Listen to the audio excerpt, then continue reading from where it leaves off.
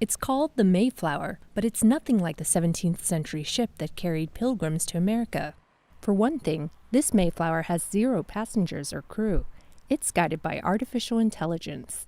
Spearheaded by marine research nonprofit Promari and tech company IBM, the unmanned, fully autonomous ship will pay homage to the original 1620 pilgrimage, making the transatlantic journey from the United Kingdom to Plymouth, Massachusetts next April.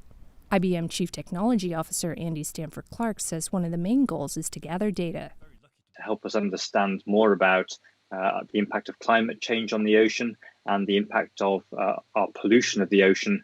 Unmanned vessels with autonomous capabilities aren't new, but they're usually radio-controlled or programmed to travel set routes. The Mayflower will direct itself.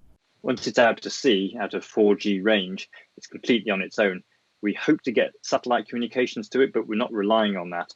The ship needs to be able to sense and understand its environment on its own and make decisions on its own. That's where IBM's artificial intelligence and machine learning comes into play. It's been trained on thousands of images of things that we've seen in the ocean. The IBM AI system recognizes what these images are, and then the AI captain decides what course it wants to steer. Working in tandem with onboard cameras and sensors, the vessel will also be conducting various science experiments.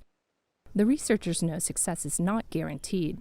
Cameras are going to break. They'll get covered in water droplets, may not be able to see very well out of them. It's dealing with all of those little things and designing the system to accommodate those failures. 400 years later, the technology has undoubtedly evolved, but the enduring spirit of the Mayflower remains.